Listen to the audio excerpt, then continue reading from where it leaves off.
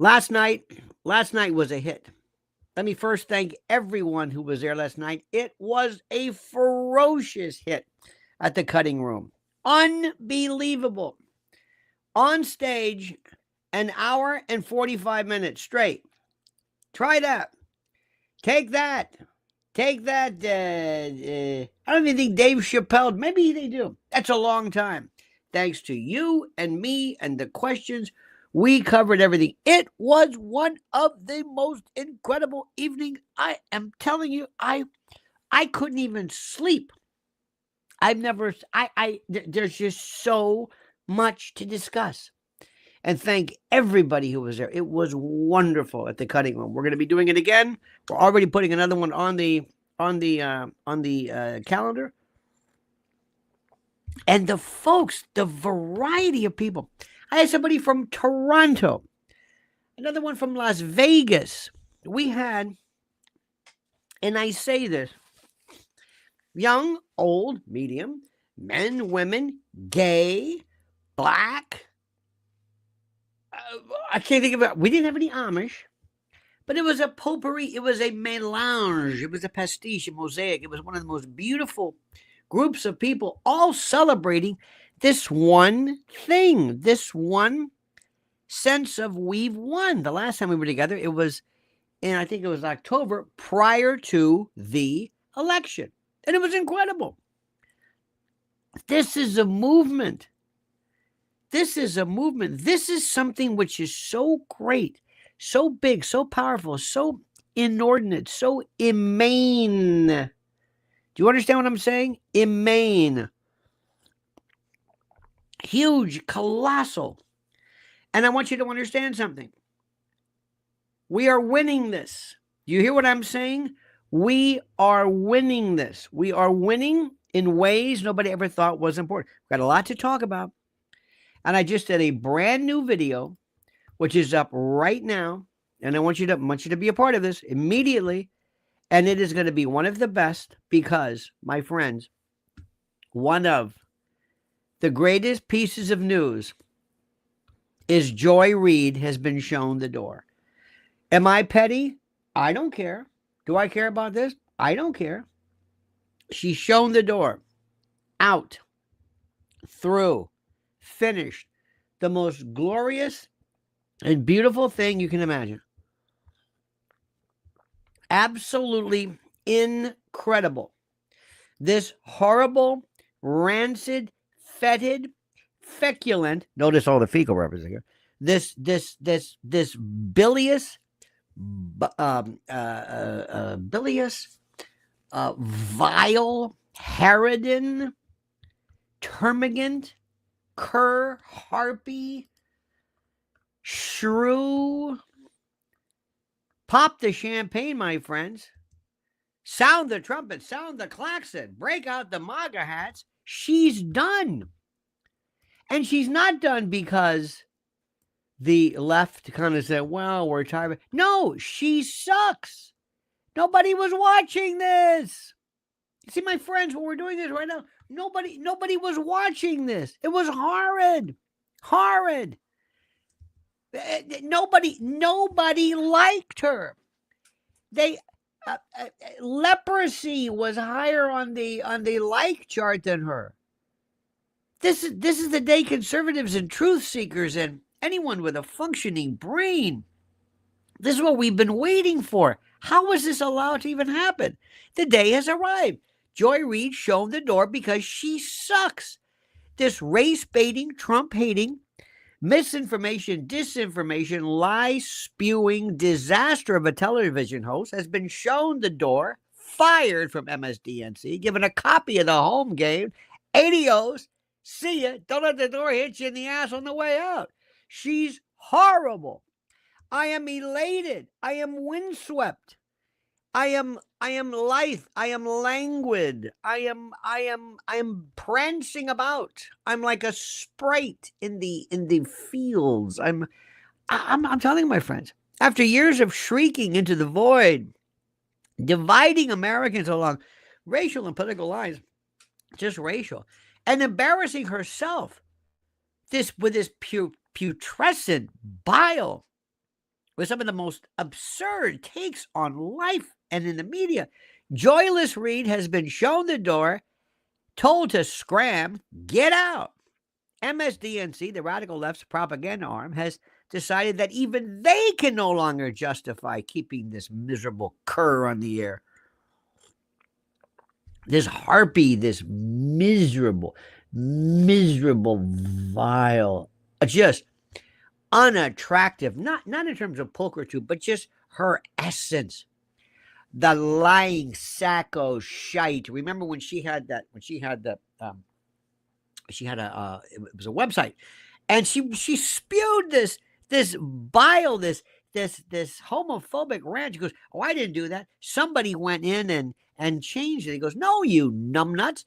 They did the I guess a Wayback Machine, and they said, no, we went back and looked at your old references, and they were, this is what was said then. You time bandits did not go back." She just lies. This vile lying. And they can no longer justify keeping this miserable excuse as some prototypical faux journalist on the air. And the best part, I think, didn't Alex Wagner, honey, get the boot? Nobody gives a shit about Alex. Alex Wagner, who? Nobody even knows. Who cares? She's like, doesn't even matter. And by the way, Mrs. L last night was so trippy, so beautiful, so glorious. Oh, I'm so proud. Oh my God. Anyway, and then I wake up with this. And again, it wasn't because of some grand awakening or they decided to retire gracefully. No, it was because no one was watching. Nobody liked it. So how did we even get here? For years, Joyless Reid has been the poster child for everything wrong with the left media. I mean, everything. She wasn't even likable. Say what you want about Rachel Maddow. Rachel Maddow at least doesn't come across as mean. And you kind of would roll your eyes like, oh, Rachel, please. But with Joy, it'd be like, what? This woman willing to smear anyone who didn't fall in line with her radical ideology. Oh, you better believe it. They had enough of this stuff. And don't forget, MSDNC was completely removed and expurgated and separated from the what am I trying to say? Separated from the NBC family. They may be booted from 30 Rock. They may end up at Fort Lee. You're not going to see them anymore. Joyless Reid made it clear that she wasn't interested in facts or journalism or any kind of integrity or even the slightest attempt at objectivity. What she was about was nothing more than an endless frothing at the mouth tantrum about Donald Trump and Republicans and, of course, you miserable, terrible, horrible white people. That's right. She called Trump supporters racist and mocked Hispanic conservatives as white adjacent. Remember that? Accused Ron DeSantis of running a fascist state in Florida. And even went as far as to say that Elon Musk, for daring to support free speech or social media, was wrong too as well. It's unbelievable. In Joy Reid's twisted, sick world, anything or anyone who didn't support her or worship at the altar of woke ideology was an enemy. An enemy that needed to be smeared and dehumanized and silenced. And at long last, she is gone.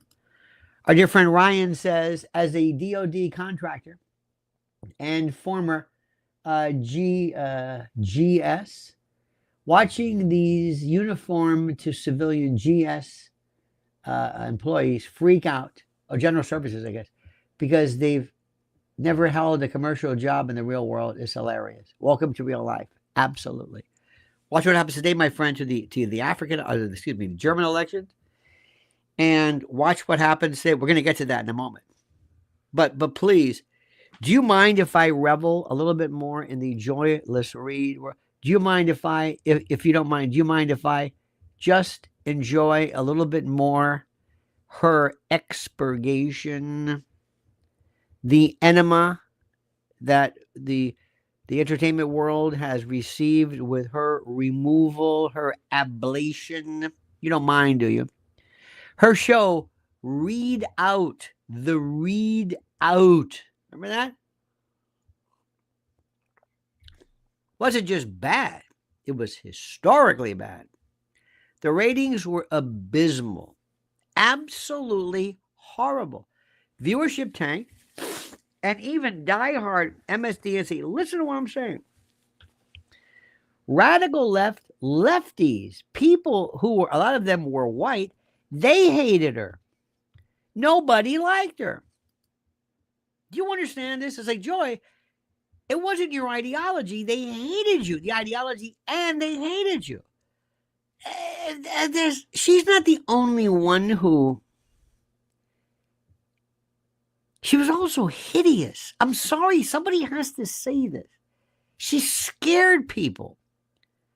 It wasn't this veritable these spectra of hairstyles and shaved heads and up closeness and screaming and yelling on it. It was almost like she was this. She was morphing into this kind of a hydra. You know what I mean? It was scary. And like I said, even diehard MSDNC lefties found themselves tuning out. Why? Because Americans, even those on the left, can only tolerate so much this deranged screeching before they realize, once and for all, before they realize that being fed a toxic stew of resentment and victimhood isn't fun to watch. Cut Up says, as a sergeant in the Air Force, we faced an annual examination of any book the IG picked up, but especially the money programs. No one complained. Because you couldn't. Because you absolutely, incredibly, how do I say this? Because you were part of this. I don't know what the word is. I don't know what the word is. It is something that is the most critical for all of us to understand and to grasp. Dear, dear, glorious, and wonderful friends. Now, looking at what's happening right now and looking at what is going on, looking at what's going on with the world, we look at what's happening with this ratings collapse. Let's not pretend that MSDNC had some kind of moral epiphany here. Let me say this again. They didn't fire Joy Reid because she was a dishonest hack. They fired her because no one was watching her garbage show anymore. Understand this? For months, listen to me, for months, Joy's ratings have been circling the drain like a toilet bowl that just wouldn't flush. Her show was routinely getting trounced by Fox News, of course, and even CNN. Yes, CNN, the network so desperate for relevance, it practically begs viewers to watch, was outperforming her. It's the most incredible thing anybody's ever seen. MSNBC tried everything to prop her up. They let her spew this unhinged conspiracy theories of her own. They gave her full reign to attack conservatives as domestic terrorists. And they let her run wild with absurd claims about Jim Crow 2.0 and voting laws. But guess what? Americans weren't buying it. MSDNC's audience, while generally composed of smug liberals who enjoy an occasional, the limousine liberals and the Chardonnay, whatever it is, the self-congratulatory pat on the back for fighting fascism and racism, even still wasn't deranged enough to sit through a Joy Reid mindless, relentless drivel. It's the most important thing in the world. They tuned out in droves. And when the numbers kept plummeting, MSDNC executives finally had to face reality. Because this is the worst part. The worst thing is not like, well, you had your ideology wasn't loved, or you were a bit too bold. No, nobody watched you. That's the worst. That's the rejection nobody ever wants to hear. One might think that after being, shown the door, that Joyless Reid would have a moment of self-reflection. Perhaps maybe a moment of humanity and humility, I should really say. Maybe a small acknowledgement that just maybe she alienated half the country with her nice nonsense, her divisive crap. Nope.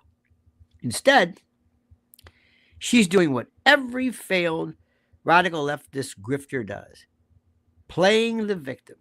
And predictably, and this is the most important, she's already hinting that her firing is, guess what? What do you think she's saying her firing was? What do you think was the reason? Why do you think she thinks? That's right, racism. That's right, my friend.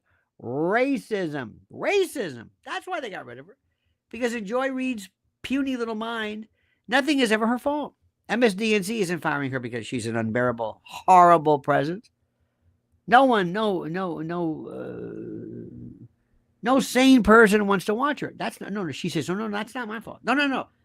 It's a systemic oppression against her because she's black. It's because of white supremacy. It's Ron DeSantis' fault or somebody's fault. I don't know who the hell's fault it is. It's the same tired tropes, these ideas, this routine. Every time a radical leftist gets held accountable for their failure, anytime they bottom out, they blame racist viewers. The far right.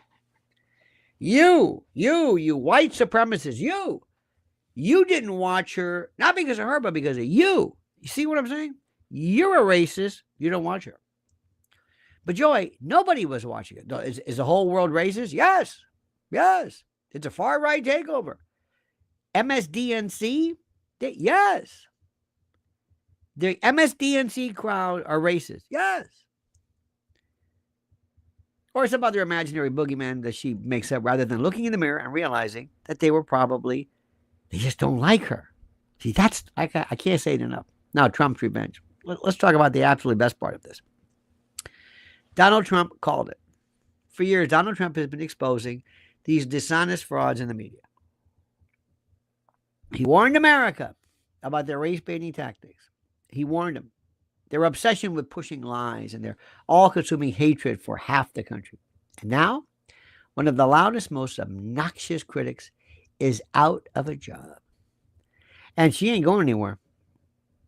You know, Trump has been winning battle after battle in the media war. The leftist propaganda machine is just collapsing. Again, hemorrhaging numbers, collapsing in free fall. First, CNN had to dump that piece of shite, Fredo Cuomo, that twit, that lying sack of shisa. Remember him?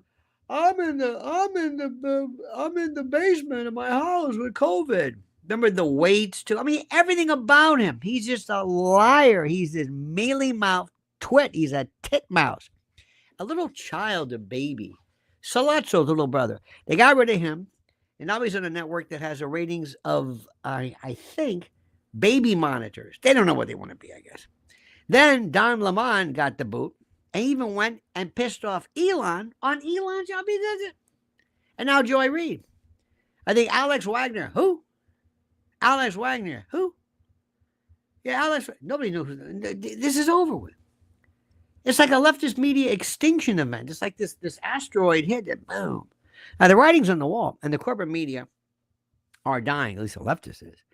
MSDNC, CNN, and the rest of the liberal fake news industry are desperately trying to figure out how to stay afloat.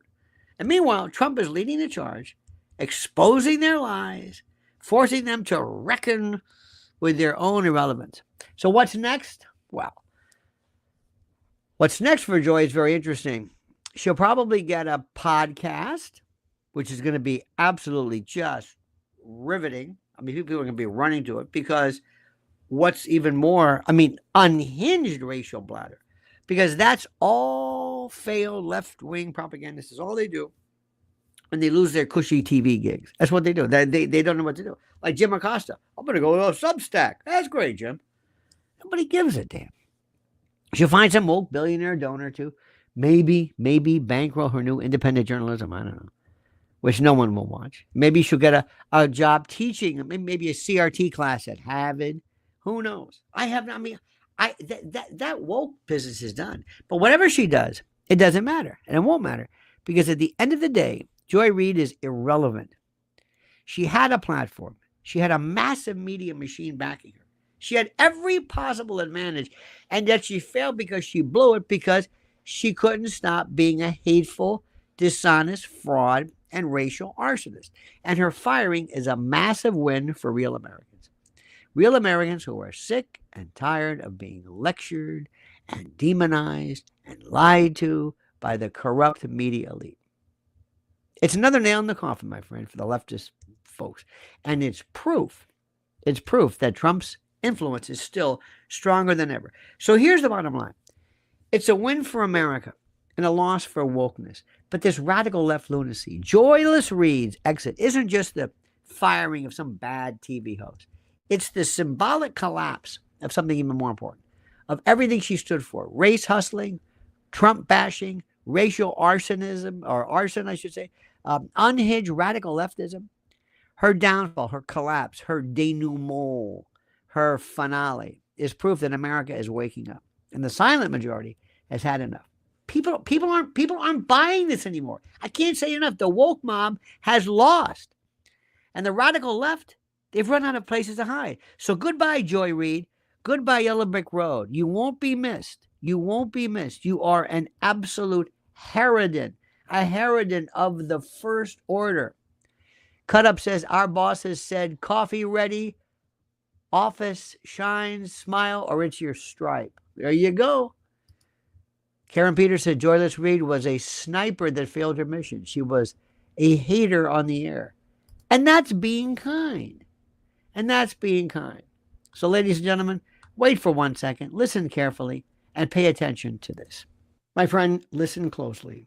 The world is unraveling. Disaster doesn't wait. Food shortages, power outages, chaos. They're not if, they're when. Are you ready to survive? Your life and your family's life depends on it. And listen to me carefully. It depends upon what you do now. Introducing the 3-month emergency food supply from preparedwithlionel.com. This isn't just food, it's your lifeline. Over 2,000 calories a day, fuel designed for disaster, packed with 100% of the 12 essential vitamins and minerals to keep you strong when the world is falling apart. Fortified for survival mode because nutrition isn't optional in a crisis. It's critical. Sealed in rugged, heavy-duty 4-layer pouches locked inside water-resistant buckets. This is gear built to outlast the chaos. Stored for up to 25 years. Get it, forget it, and know it's there when the unthinkable strikes. 22 food and drink varieties, because monotony can break your spirit when everything else is broken. Now, our food scientists test relentlessly trusted quality so you don't gamble with your life. Right now, $100 off. So act now. But this deal won't wait. Disaster won't wait. The clock is ticking. Go to preparedwithlionel.com. Secure your 3-month emergency food supply right now. Don't hope for rescue. Prepare to survive. Preparewithlionel.com. Do it now because tomorrow might be too late. My friends, last night, I say this again to you because there are so many of you wonderful people out there who are just... let me explain something to you. Let me explain something. Everybody has their own degree of involvement. Everybody has their own degree. It doesn't really matter. If you walk into a restaurant and it's packed and there's a waiting list and you can't get in, and you ask people, do you like it? And some says, well, I like it. Others say, I love it. Another one says, well, I'm here because I'm not placed. Doesn't matter. You're all there. So all of us, there is no, let me see if I say this. There is no litmus test for MAGA, for DOGE, for Trump. Let me say this again. We don't all have to agree why we're here. You may say, I don't like President, I don't know why, but I don't like President Trump, but I like his policy.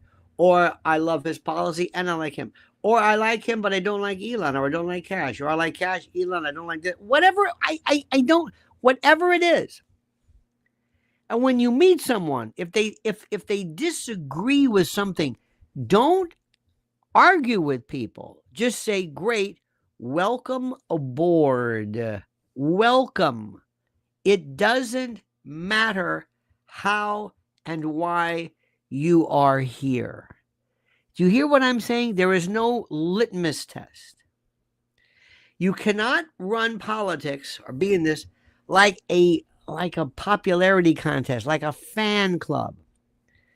I am not here because I like President Trump. though I do, or because I love President Trump, which I do. It's what President Trump is saying, what he's doing, what he represents, what he has done. This is what is critical. Barry Taylor says, in reference to joy, it must be exhausting to hold on to outdated methods or views where there's so much progress happening around you. We all know the story of people, let me see if I can explain this to you, who don't understand the essence of what you're trying to do. Let me give you an example.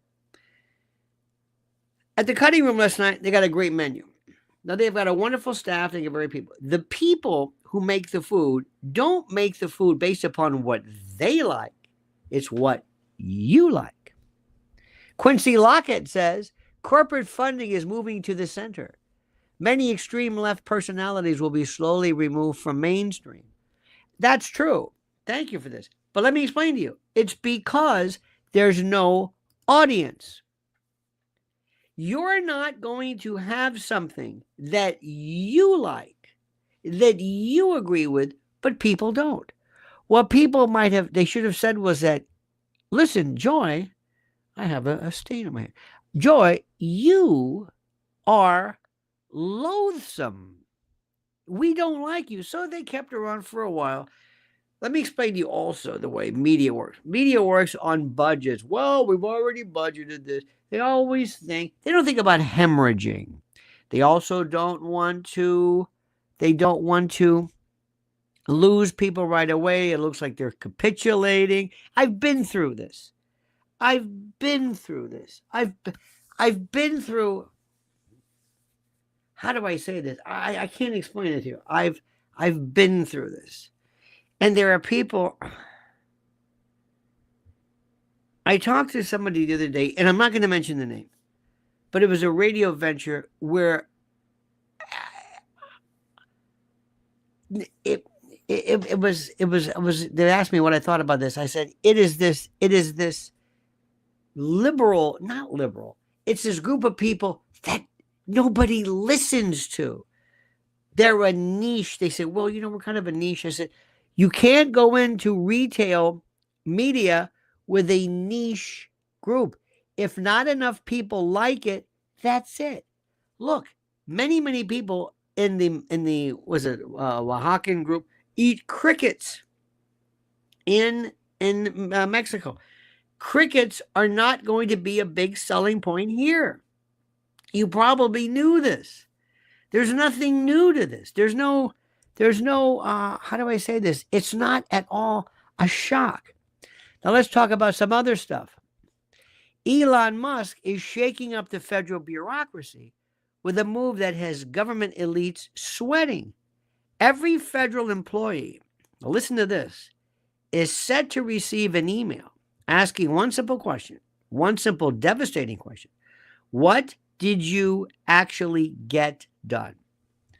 This bold initiative, this backed by President Trump's DOGE, is a direct assault on the bloated and, again, bilious do-nothing bureaucracy that has wasted taxpayer dollars for decades. And the radical left is freaking out. They're in full panic mode. Again, as Cut-Up says, whenever you ask them to do their job or justify what they're doing, they hate this. They're terrified that their cushy, unaccountable global government job will finally be exposed.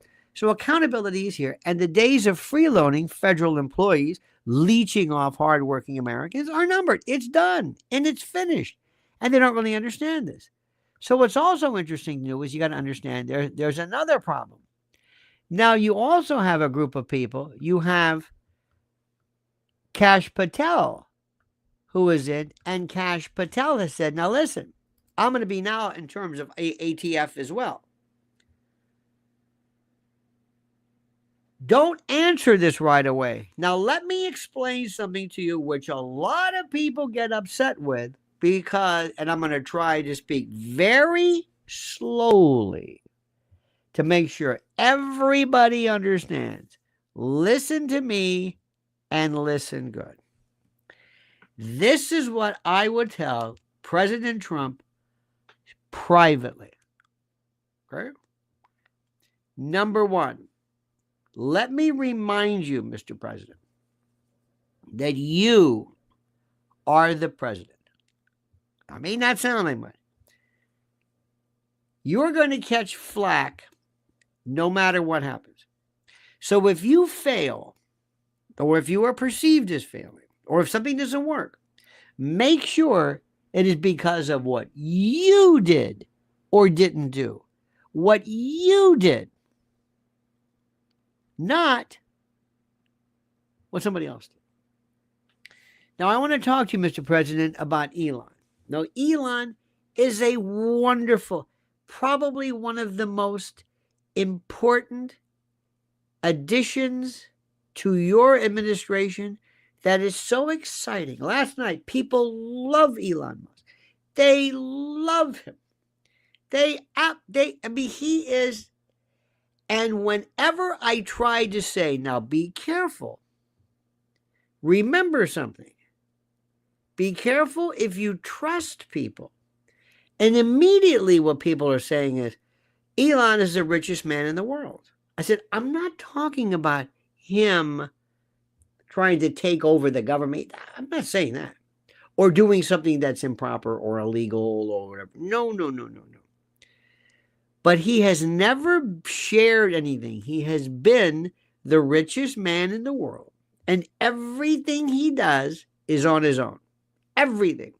He went after it, he bought X. And he told this guy this. And he did it. And he doesn't ask anybody anything. There is no, that's why when he supposedly partnered with Vivek Ramaswamy, who is nowhere to be found now, he is gone. I told you, it ain't going to work. Elon Musk is a powerhouse, a juggernaut. Do you understand this? Yes. Okay. So be careful. And the reason why you got to be careful is that he may come in and say, all right, I want everybody to send me an email and say what you do. And they say, excuse me, Commissioner or Secretary Patel, Director Patel, is he running the FBI or are you running the FBI? No, I'm running the FBI. Well, do I answer his email? You see where we go with this? You don't want this. You don't want somebody, you don't want Christy Noam to say, excuse me, because you know how an organization works. Oh, is this guy involved? I'll never forget. I saw this one time. It was at a station where there was this event that took place. It was like something catastrophic, weather or something. And you had people from corporate coming in that nobody had ever heard of before. And they were actually jockeying for an office. This office. And one guy came in and sat down and they said, who's this guy? I'll never forget this. This is as this event is going on. And they said, well, I don't know who this guy is. So they turned to the director who was here and said, well, what are you going to do about it? No, he couldn't lose face. So he had to challenge this guy. And then the corporate had, and meanwhile, as this weather disaster was going on, they're fighting for who's sitting in the office. And it affected leadership and who you look towards. So I'm telling you this, and I don't want anybody to get their feelings hurt because it's the weirdest thing. Therese Pollard says, you enjoy Reid's firing all day long. Ha ha. I will. Because it's what it means. The president has to sit down and tell Elon Musk, we love you. Don't step on Kash Patel. Make sure that when you do your DOGE thing, you always make sure that nothing bleeds over into the alley or the whatever. Does this make sense to you? Does this make sense to you? Yes, it makes sense to you. Because what people are doing is, I love these folks. This is not a how do I say this? This is not a fan club. It's not I like Elon versus this. So Kash Patel is ATF and this? Okay. You need clear delineation, as Cut Up Chatter says. If you're in the military, we have rank. Rank is important. I'm over you. I'm in charge of this. I'm in charge of that. This is brand new. Now, none of this is catastrophic. None of this is whatever it is. What I am afraid of is that if there is a sense, you have you've got Lutnick here and you've got Linda McMahon, whose job is going to come to education to basically shut education down. Think about that one. This is the weirdest thing. So let me tell you something. Now, why is this also important? Not that I care what people think, but I don't want the leadership to be construed as infighting. Remember, they're always going to lie no matter what happens, no matter how great things are, no matter how wonderful things are, no matter how great. The left is always going to try itself on its minimalized, marginalized statement or channels and platforms that nobody watches. But just understand something. You always say, no matter what you do, because of President Trump's leadership, through President Trump's leadership, Kash, what are you going to be doing at ATF? Through President Trump's leadership, not through I keep saying Elon DOGE, Elon Musk's leadership. That's all. That's all I'm going to tell you. That's all I'm going to tell you. And we're nowhere near this now. We're nowhere and anywhere. We love this. We love what is happening. Now, the next thing to understand, and this is the most important, wait until you see, and Tuesday night, I'm going to interview my old friend Charles Ortel, who is an expert as to the Clinton administration. The Clinton charities and the Clinton foundations should be scared witless regarding what could possibly handle regarding their endeavors. You hear what I'm saying to you? This is bigger than anything anybody's ever seen before. I can't say it enough. It's huge. Specifically involving Haiti. You're going to hear names like Sean Penn, Naomi Campbell, Oprah Winfrey, all of these people who were kind of tangentially and remotely involved in Haiti and charities. You're going to hear about Catholic charities. You're going to hear about all these people. In Haiti, they built a couple of houses. You're going to hear about a superstructure where the Treasury of the United States was taken, stolen, grabbed, embezzled by these people.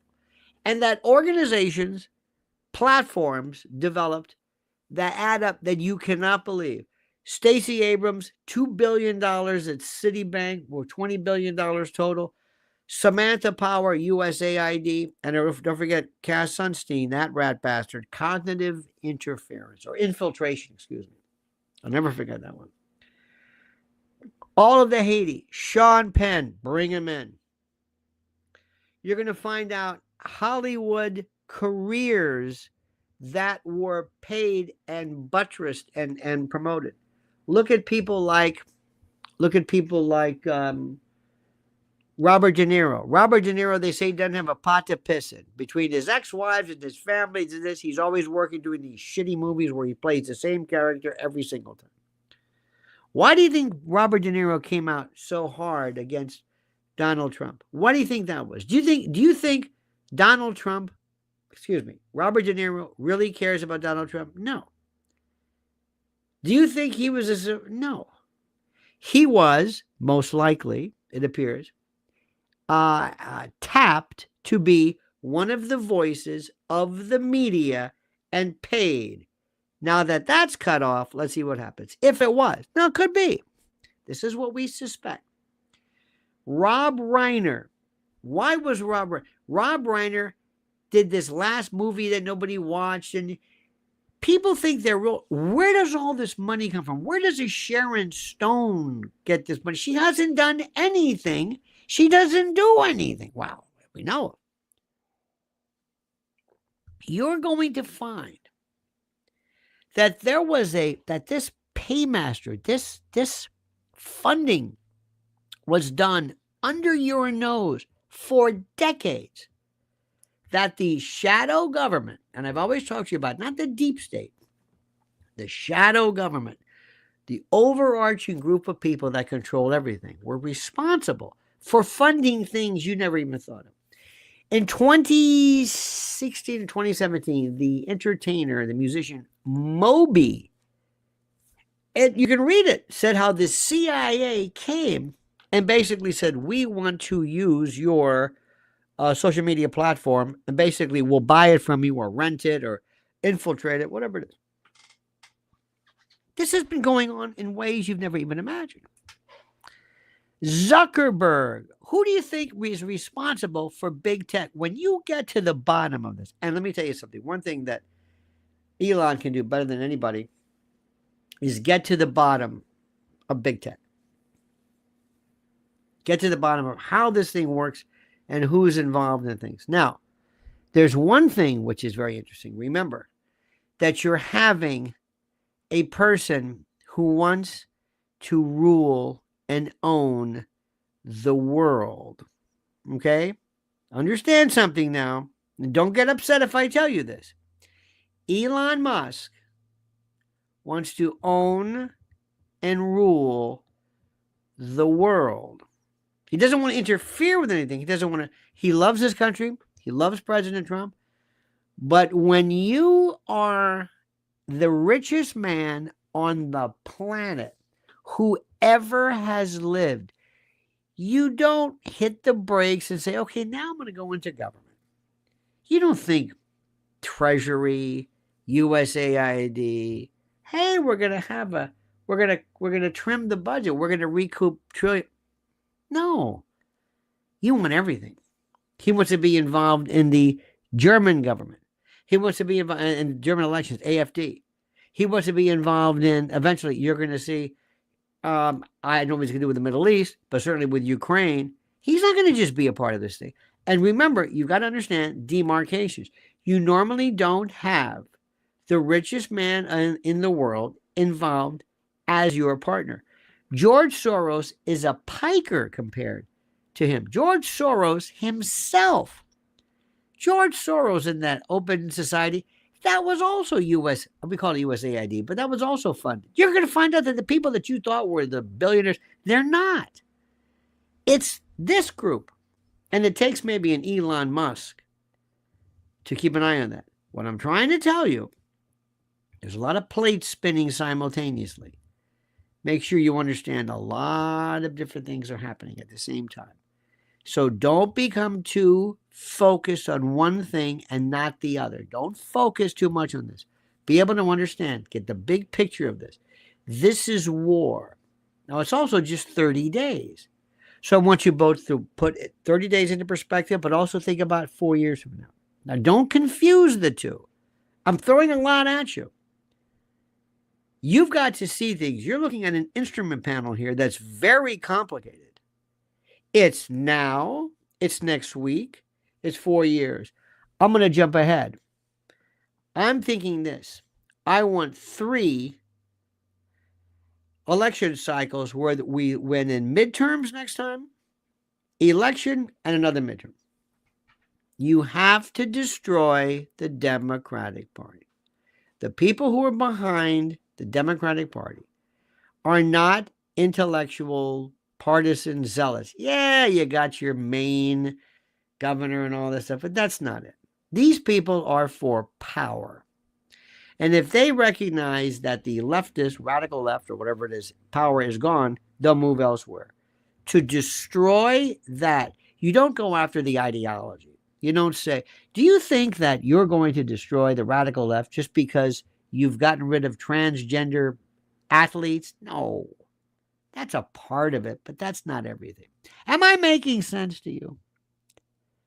Am I making sense to you? Tell me I am.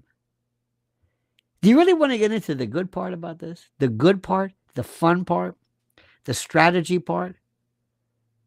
See, everybody loves to play chess and think about chess. And I love the idea of playing chess. But see, this is different. This isn't chess. When Magnus Carlsen is against whoever it is, you have two people very good playing against each other. This is not really chess. This is Magnus Carlsen playing chess against somebody who's a good checker player. The Democrats are not good in terms of political strategy. They're good at buying things, buying the media, buying the TV, buying Hollywood. They're very good at that. That they're good at. But strategy, no. These are people who put Joe Biden and Kamala together. They don't know what they're doing. Let me say this again. We are so lucky. We have, how do we say this? Elon Musk is great. But political strategy, this is a different. This is politics. And we are the worst historically when it comes to politics. Who are the political minds out there? Carville, Karl Rove, Dick Morris, who's very good. But you never hear Axelrod politics. Politics never comes into it. This is called psephology. P-S-E, P-H-O-L-O-G-Y. Psephology.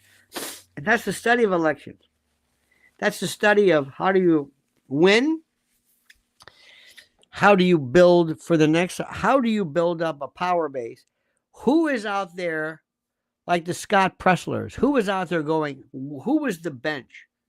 How do we go out into high schools, black community? Last night, you should see at the cutting room. I had black folks. We have people, and I want to ask, and we were talking. I said, what do your friends think? What do your friends think when you are a Trump supporter, black? And they said they agree with me too. Raul says you make sense with the essence. Well, thank you. See, I have this thing. I want to win this, and I know that I'm abrasive to people, and I understand it. All this stuff about CPAC, that's great. Not interested in that. You love that, good for you. Hey, we're 2028 is Vance. You don't know anything about JD Vance. You don't know anything about JD Vance. Is he good for the long haul? I think he's going to be good. I think he needs to be trained. I think we need to say here's where we're going with this. This is how we roll this out. This is how we roll this out. Who's in charge of the election? Remember, Bill Clinton, but the best probably, maybe the best was Ronald Reagan. Ronald Reagan had the kitchen cabinet. Mike Deaver, he had Len Nofziger. They had the pollsters. Clinton had Dick Morris. Clinton wouldn't blow his nose without taking a poll. He knew exactly what to do. This is the elections. How do we do this? How do we learn? What do we do? The worst thing we can do, and I would tell President Trump this, is never stop playing to your crowd. You've got them. Let me say this again. President Trump should never ignore his people, but he does not always have to go to them for purposes of, he's not going to lose them. I know he enjoys the affirmation. I know he enjoys the pride. I understand that. I understand it. I want to scare people. I keep telling people this, and they think I'm kidding. I want the Amish. Give me a group of people. Give me a photo op, Mr. President, of Amish people showing up at Mar-a-Lago. I don't know how you're going to get your horse there. I don't think you're going to get that. But maybe, but to show up there. Calvin Coolidge had his famous photo in the Indian headdress. This is critical. Crypto says, thanks for yesternight, Mr. and Mrs. L. Forever, Lionel Nation. I unsubscribed and resubscribed to the newsletter. I checked my filters. It didn't work. Final step. Try another email. I'm going to do this again. We're still playing around with this, but thank you. Don't ask me what this is. I have no idea, but we're going to get to this. We're playing with this, but thank you for that. I want a picture of Amish, just this photo, and say, look at this. That picture alone is inclusive. Here's this billionaire with Amish. When the president did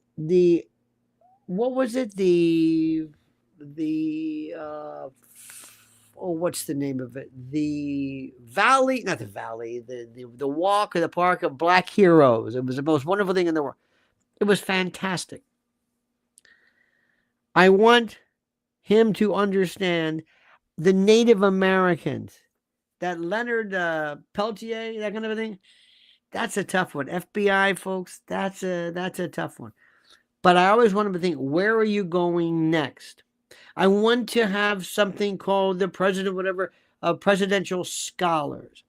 I want a program that Eric, I don't know where Eric's been, but Eric and somebody wake up, because Don Jr. is gonna, he's a wild one. You got to watch him. But somebody like Eric to say, the Trump administration has a program where we're going to teach inner city kids and low income about the building trades. You work it in conjunction with education to teach young people how to frame a house, how to do this. You look like the most wide-reaching. I love the fact that Melania is back.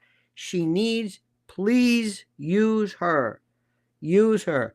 Make sure you crush Anna Wintour and Vogue. Crush them. Somebody find out, audit their ass, and make sure, did you get any USAID money? This thing? Did you do this? Were you used as a political operative to promote Joe Biden? Shut them down. Shut them down. I'm throwing another one at you. President Trump has to be vicious. Vicious. And this is not a sense of, when an animal, when some tiger is after prey, he's not vicious. He wants to eat the thing, and that's it. And it looks vicious to you, but it's like he has to destroy this. You can't eat a live animal. You got to kill it. That's what he has to do. And this is very, very good. Tom Homan is terrific. And you always have to make sure, and I think one of the best things he has, best people, is Levitt, Caroline Levitt, is fantastic. You always have to tell people what they are doing. Next, go after Adam Schiff. Are you paying attention to what's going on? Do you know what they're saying about Adam Schiff? Are you aware of this? You do know this, right? I don't want to go into this detail now, but you do know what they've been saying. Teach him a lesson.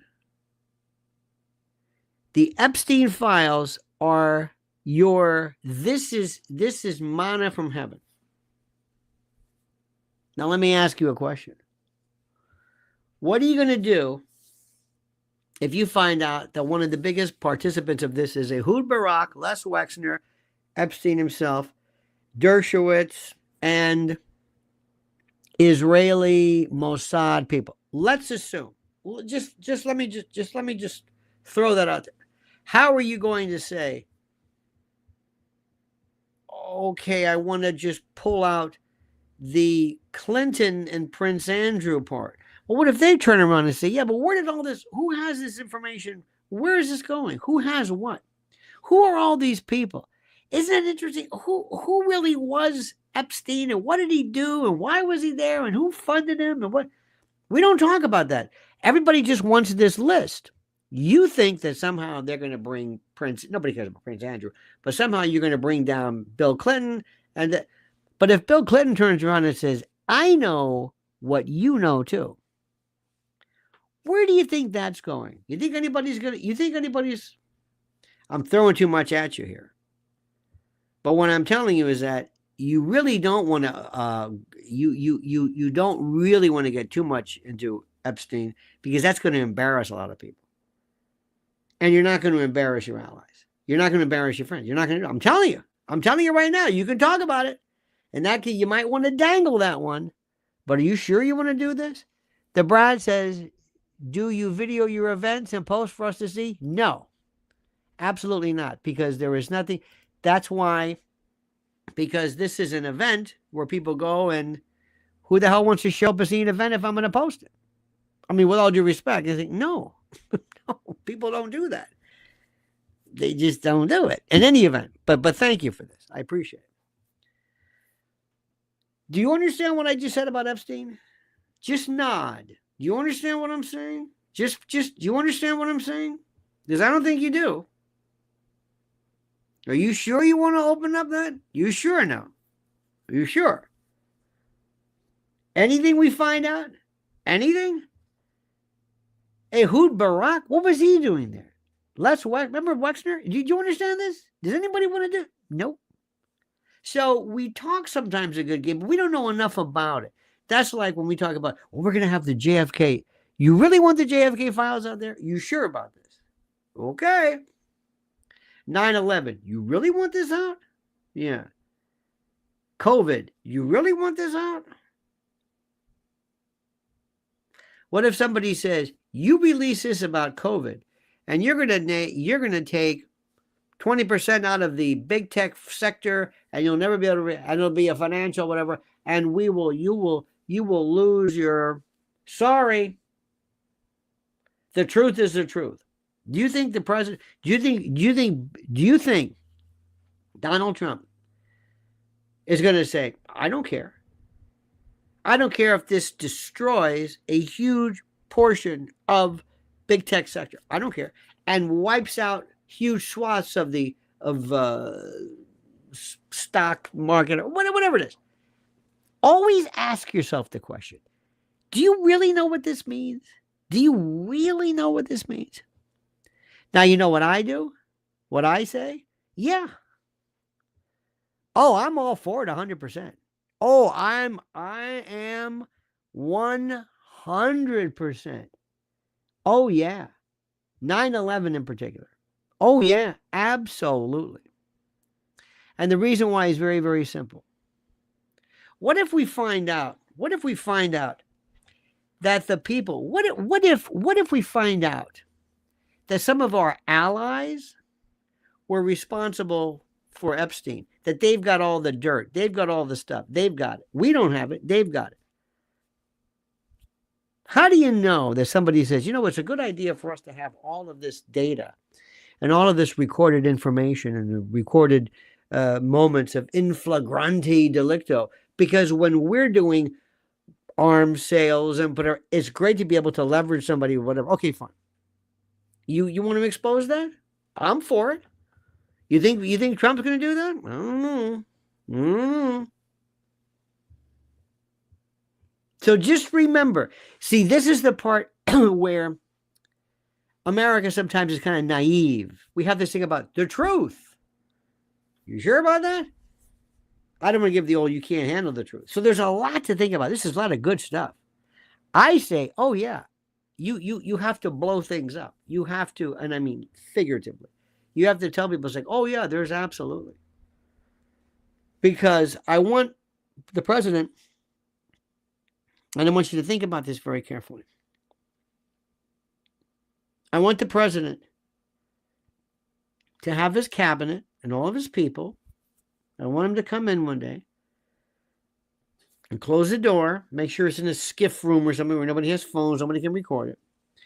And the president goes around from each person sitting around that table. And the president says, I want you to feel right here. Feel this. Feel my ear. Feel this? Feel the scar tissue? This is from a bullet. This is from a round. A sniper's round. Feel it. Each person has to do it. Because it becomes tactile, sensory, and they'll never forget. He goes, see this? I have this every single day. Every time I sit there and I touch it, and I remember myself. My hearing might not be that great. I've got tinnitus or something. And I don't know if it's true, but I'm saying, but you just don't. But I've got this. And the president said, and I come across, I'm a tough guy, and there's a picture of fight, fight, fight. And I know I said fight, fight, fight. And I appreciate that. But I have been through I've got my own kind of PTSD. I wake up sometimes and I see that picture and it hits you afterwards. They tried to get me. They tried to take me out. You hear what I'm saying? Do you hear what I'm saying? Have any of you ever been shot at and there's no reason, and people were killed? This is what I'm dealing against. This isn't a joke for me. Elon, I love you. You're going to Mars and that's it. This is serious business. And nobody's going to get in the way of me destroying the people who tried to do this to me. Do you understand what I'm saying? Nobody. Cash, I love you. Christy, I love you. Everybody, you're wonderful. Go out there. You don't understand. This is serious. Ricardo says, I want to know where the skeletons are buried and who buried them. I can take it. Well, I do too. Because as long as people realize they're not going to reveal the truth, I'll do something again. But I want people to understand something. Let me go back to what I'm saying. This is not a joke. This isn't about, I like this. It's not about CPAC or Elon or,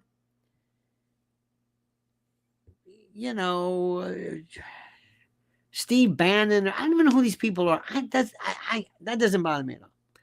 This is about saying, I want to be your general, and we have to destroy the enemy. You don't have, they didn't do Anzio just to beat Anzio. They wanted to destroy the Axis, to destroy them. Crypto says the same with the allies in geoengineering. That is so obvious, it's not even funny, but maybe we'll get to that through Bobby Kennedy. Maybe. And I also want you to understand something. Mr. President, do you understand that you have to see, we have to see Tony Fauci in a medium security facility, mugshotted. Let me say this again. Mugshotted. Walked in. And in prison.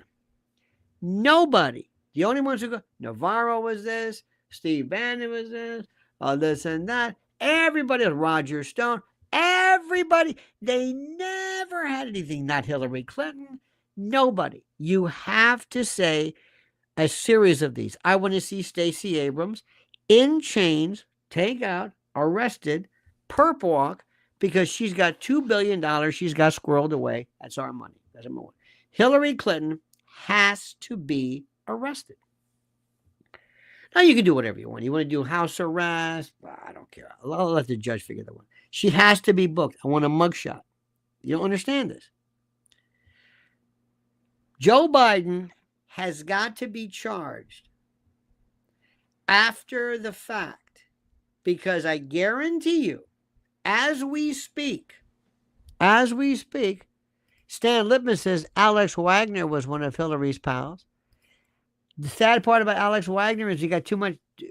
Thank you, Stan. We have to explain to people who she is. She's but she was one of them, and they're all leftists, and I understand that, and that's fine.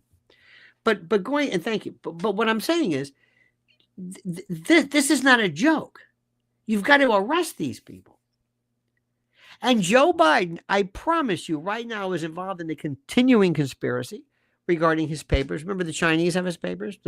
It's going on right now. And through the notion of novation, in essence, where you reinstitute conspiracies, we have to do it. Now, we also have to understand something. America is going to ask itself a very, very simple question. What are we involved in? What are we going to be involved in the destruction of human beings through military-industrial complex? This is in the Middle East and in Ukraine. What are we going to do? Are we ready to talk about that? No. And this isn't your problem, but the problem that I have is I have a group of people in this country that don't even know what the hell I'm talking about. So I'm. AI is a funny thing too. A little bit about that. I don't want to give people too much to worry about, too much. But we are on our way. But I don't want to be the kind of show or the kind of person or the kind of analyst or whatever the hell it is that I'm doing that keeps pointing to things incrementally. Hey, Joy Reid. Joy Reid is great. We have some fun. Great. Now we're done with that. Let's move on. We're not going to be sitting here talking about Joy Reid. But it's fun because it's symbolic. It's symbolic because, remember, MSDNC, these are the most, how do I say this? These are the most, they're part of the propaganda unit that hurts us. You understand what I'm saying? Okay. So to you, my friends, to the great Stan Lippman, Crypto, Ricardo, the Brad, Raul Rodriguez, Therese Pollard, Spandex, Quincy Lockett, Barry Taylor, Karen Peterson said, cut up chatter, thank you. And Ryan, I want to thank yous for this. I want to thank my beautiful wife last night who had little party favors. We had pins. We had Trump pins. We gave you pins. We gave you Lynn's Warrior. We had little flags for you to take. We want you to this is something. And this is from my friend Jane Pontarelli. Look at this hat.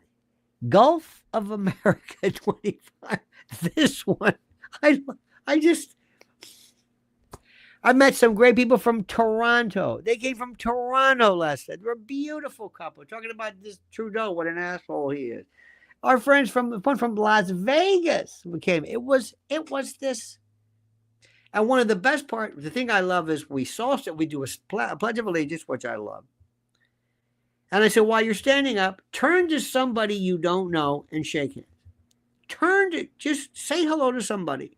It's like the sign of peace, like in the Catholic. Because there are people who show up sometimes by themselves, and we're just this group of people. We're serious. And let me tell you something. We've been doing this. I got news for you. And let me say this again. I was on this stage for an hour and 45 minutes. Do me a favor.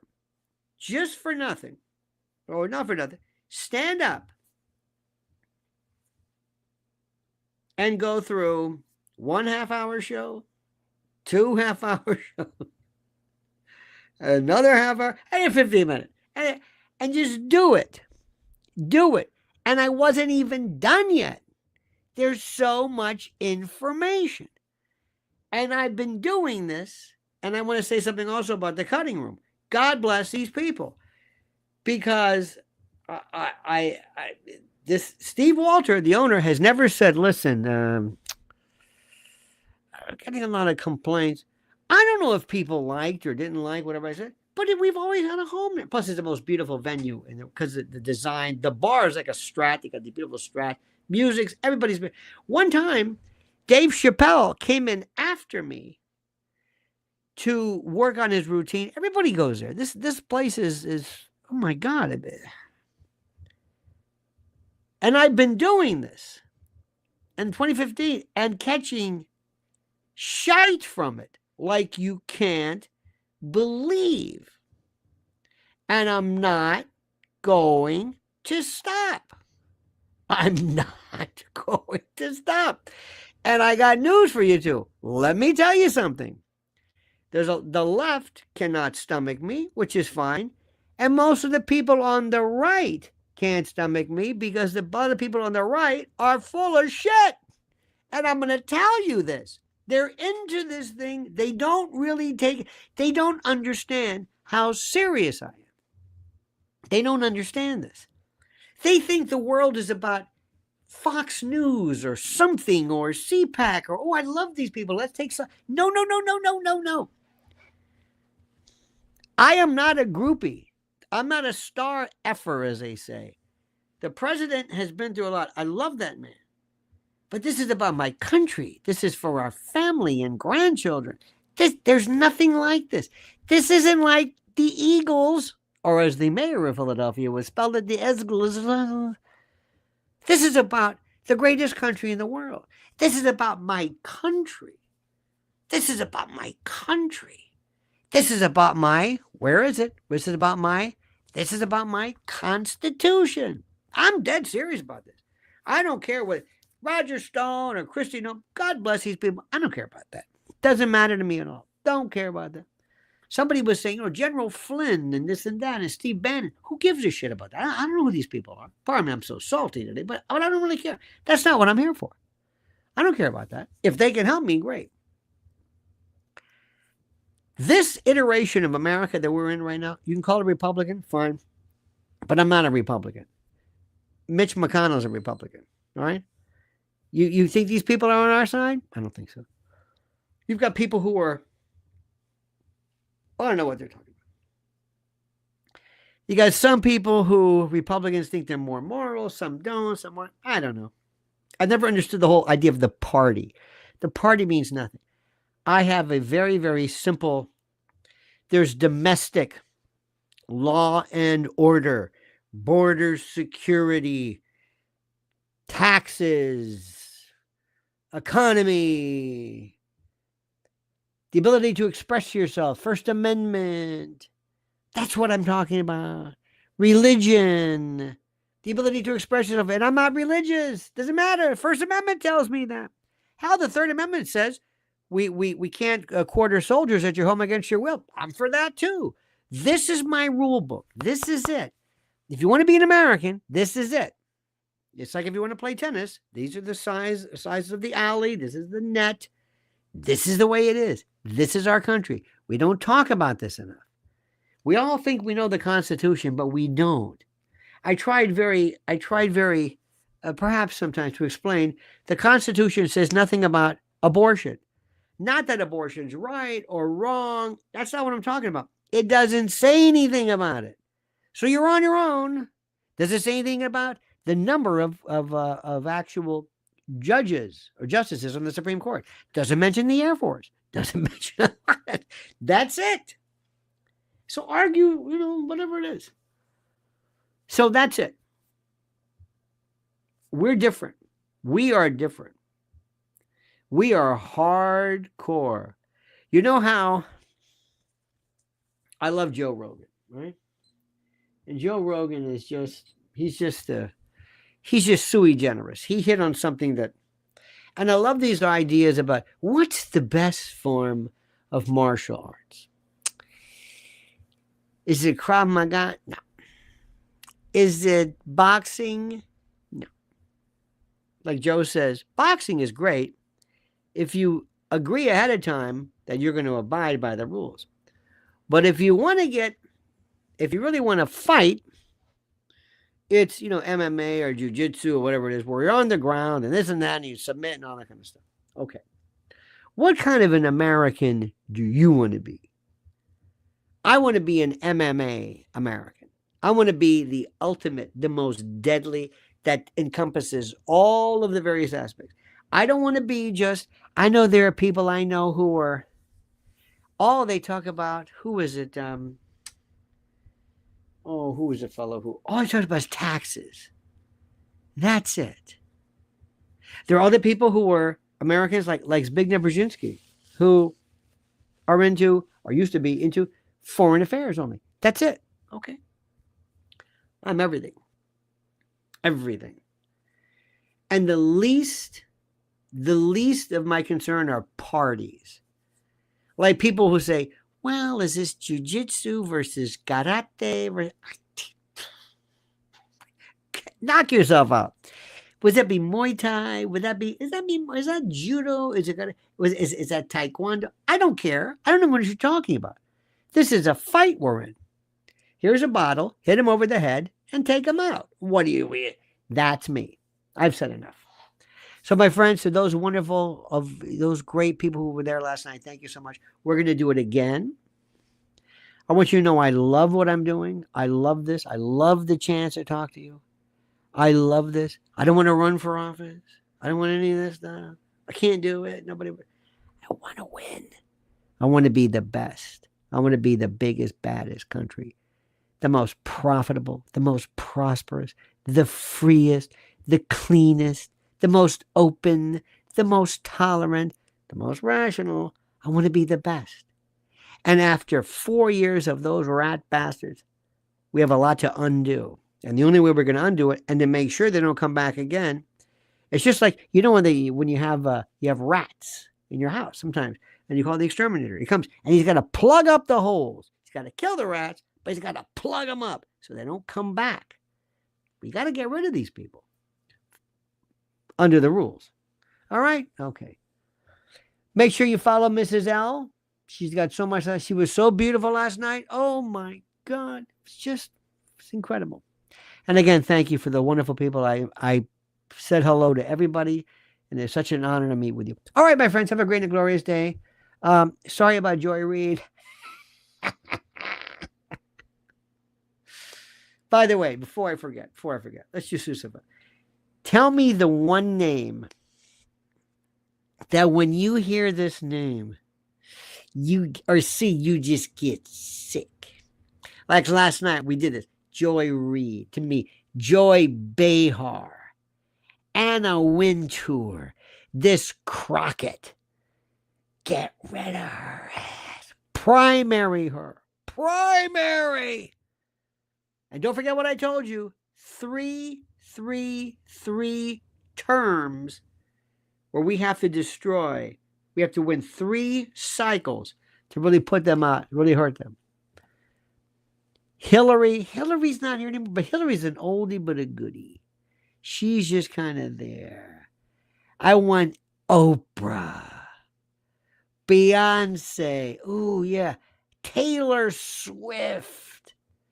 Adam Schiff. Justin Trudeau. Rachel Maddow. Carville. I want them all. All right, my friends. That's enough. Have a great day. See you later. Don't forget, the monkey's dead. Show's over soon. Yeah.